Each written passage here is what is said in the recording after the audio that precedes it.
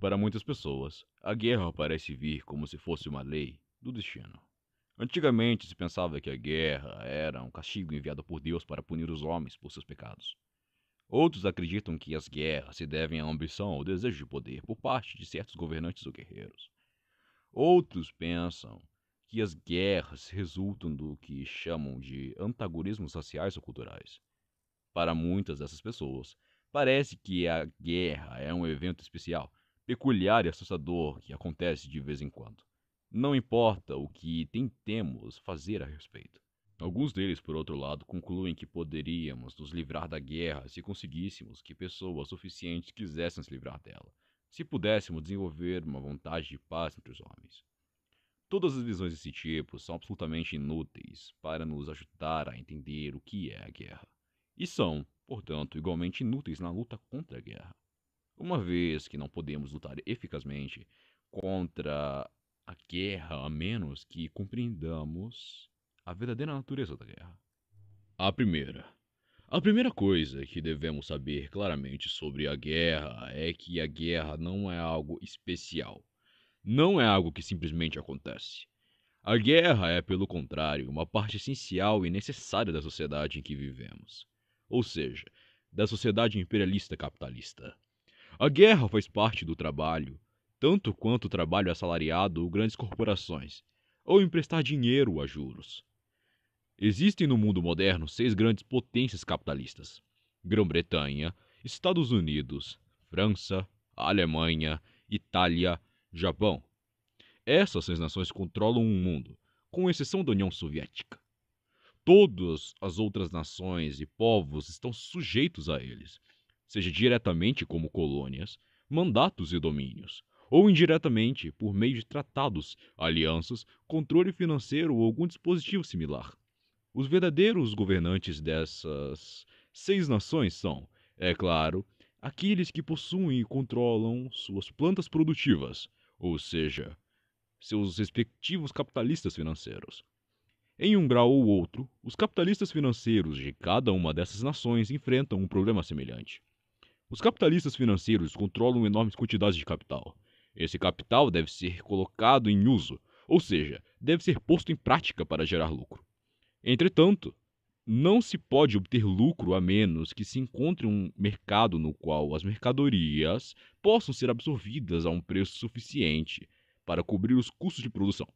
Mais um lucro. Mas em nenhuma dessas 6 nações o mercado interno ou doméstico é adequado para fornecer uma saída para o capital disponível. Em parte, os capitalistas financeiros se esforçam para superar essa deficiência reduzindo seus custos produtivos e, assim, espremendo mais do mercado interno. Para isso, além de meios internos como a redução de salários e a construção de máquinas melhores, que na verdade só exageram a dificuldade, devem buscar fontes cada vez mais baratas de matérias-primas que entram na produção: petróleo, carvão, ferro, cobre, algodão, etc. Em parte, eles são forçados a tentar vender suas commodities em outros mercados estrangeiros. Acima de tudo, atualmente eles procuram novas saídas para o próprio investimento de capital, novos campos fora do seu próprio território nacional, onde o capital pode ser despejado e um mercado adicional criado. É esta última característica em particular, o impulso para o investimento de capital externo, para o que se chama de exportação de capital, que é a marca distintiva do imperialismo em escala mundial. Assim, os capitalistas financeiros de cada uma das 6 grandes potências se deparam com o mesmo conjunto de necessidades, que devem lutar para manter a produção capitalista. Essas necessidades dependem não de suas vontades ou desejos, mas da própria natureza da produção capitalista. A escolha de cada grupo de capitalistas financeiros é essas coisas ou a ruína. Cada um deve se esforçar para obter controle sobre as grandes fontes de matérias-primas básicas. Cada um deve lutar por mercados de commodities em mercados estrangeiros. Deve tentar construir o comércio de exportação. Cada um deve encontrar novas saídas em território extranacional para o investimento de capital, a fim de empregar lucrativamente os fundos de capital ociosos para os quais não há uso doméstico. Além disso, Cada grupo de capitalistas financeiros deve lutar para monopolizar o mercado interno por meio de tarifas, restrições de importação e câmbio, etc. E cada um deve lutar pelo controle de fontes incidentais de lucro, como transporte, seguro, turismo, etc. Se olharmos por um momento para a história dos Estados Unidos desde a guerra, podemos ver essas tendências inescapáveis se manifestando em todos os lugares. A International Telephone and Telegraph Corporation constrói e opera sistemas na Espanha, América Latina, América do Sul e Oriente Próximo. A General Electric compra pesadamente nas indústrias elétricas, não apenas de países atrasados, mas também da Alemanha, França e Inglaterra. Os bancos e casas de investimento de Nova York exploram as minas de cobre da África e as minas de prata do Peru. A Standard Fruit Corporation possui e opera os grandes pomares do México. United Fruit, os pomares da América Central. A Standard Oil, da Nova Jersey, envia seus geólogos para o México, América do Sul, Oriente Próximo e China. A Firestone e a United States Rubber constroem plantações na África e nas ilhas do Pacífico.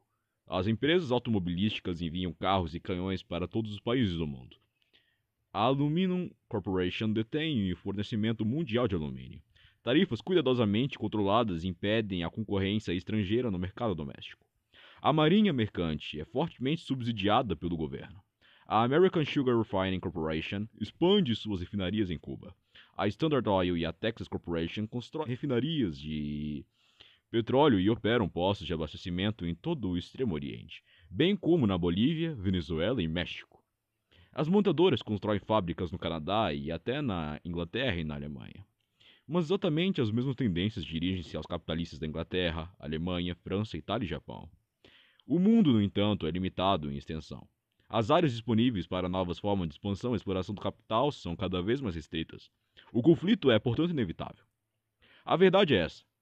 Na fase do imperialismo, a sociedade capitalista está continuamente em guerra. Isso é da essência do imperialismo. Não se trata de uma guerra começar depois parar, para ser seguida em uma década ou duas, uma nova guerra.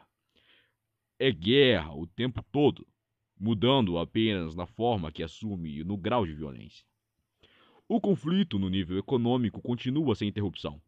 Lutas econômicas por fontes de matéria-prima, por novos mercados, por novos campos de exploração, batalhas tarifárias e cambiais, competição por fretes e empréstimos, exploração para descobrir novas minas, poços de petróleo, terras para seringueiras e plantações de café e algodão, e todo o resto. Mas o conflito nunca pode permanecer no nível puramente econômico.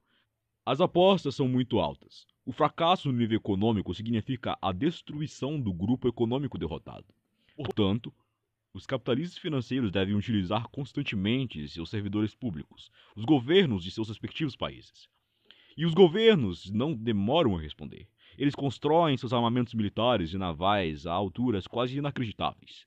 Eles estão sempre prontos para derrubar um governo da América Central, ameaçar um príncipe nativo, acabar com bandidos vermelhos, parar ou iniciar uma revolução, enviar uma flotilha de navios de guerra ou um regimento de fuzileiros navais, se ressentir de um insulto à bandeira. Se necessário, colocar dois países, Bolívia e Paraguai, por exemplo, voando na garganta um do outro para resolver a disputa da Standard Oil ou da Shell, pelos direitos de campos de petróleo. À disposição do capital financeiro, o governo, com seus canhões, cruzadores e aviões, rapidamente presta atenção. De fato, é para isso que servem os governos. Os conflitos econômicos e as guerras menores, de expansão de capital, de tarifas, de trocas e armamento e exploração competitiva, chegam a um ponto em que se tenta encontrar uma solução política para as contradições econômicas e sociais, por meio da guerra, aberta e disfarçada. Guerras esperadas entre nações sujeitas, guerras de subjugação por nações imperialistas contra povos subjugados, e, finalmente, a guerra mundial das nações imperialistas entre si, lutando pela redivisão do mundo. Mas, embora produzam um boom temporário pelo afrouxamento das amarras da expansão do capital, pela destruição dos valores do capital existentes e pela expansão do crédito, as guerras abertas, longe de resolver os conflitos, apenas expressam sua profundidade e preparam para o conflito por vir. Não termina aqui. Pois em todo o sangrento caos imperialista e expressão do mais profundo de todos os conflitos, está sendo travada constantemente a guerra fundamental e decisiva de nossa época, a guerra revolucionária da classe trabalhadora contra os exploradores. Esta guerra, que após gerações de preparação começou em escala mundial com a Revolução de Outubro da Rússia, continua dentro de cada país em mil formas variadas, de greves a levantes armados e preparativos para a intervenção da União Soviética, e continuará até a questão final ser decidida. A guerra entre a classe trabalhadora e a burguesia é absolutamente irreconciliável, num sentido muito mais profundo até do que as lutas titânicas entre as próprias potências imperialistas. Ele nunca pode parar antes da vitória completa. Isso servirá para demonstrar quão vã é a crença de que a União Soviética pode ficar de lado, mesmo que por pouco tempo, das lutas imperialistas em um isolamento pseudo-socialista. Apesar de sua liderança traiçoeira, a União Soviética ainda continua sendo um Estado da classe trabalhadora. O conflito básico entre a União Soviética e as potências imperialistas, portanto, é mais profundo do que entre qualquer uma das próprias potências imperialistas. O destino da União Soviética está inextricavelmente ligado ao destino de todo mundo. A próxima guerra imperialista aberta envolverá em suas raízes a vida ou morte da União Soviética. Os disfarces morais, religiosos, raciais, ideológicos que a guerra usa não devem esconder os conflitos fundamentais que são as verdadeiras fontes da guerra moderna. A conclusão geral é inevitável. A guerra moderna não é acidental nem devida ao mal da natureza humana, nem decretada por Deus. A guerra é a própria essência do capitalismo imperialista, tanto parte do capitalismo quanto o trabalho assalariado. Falar de capitalismo sem guerra é como falar de um ser humano sem pulmões. O destino de um está inextricavelmente ligado ao destino de outro.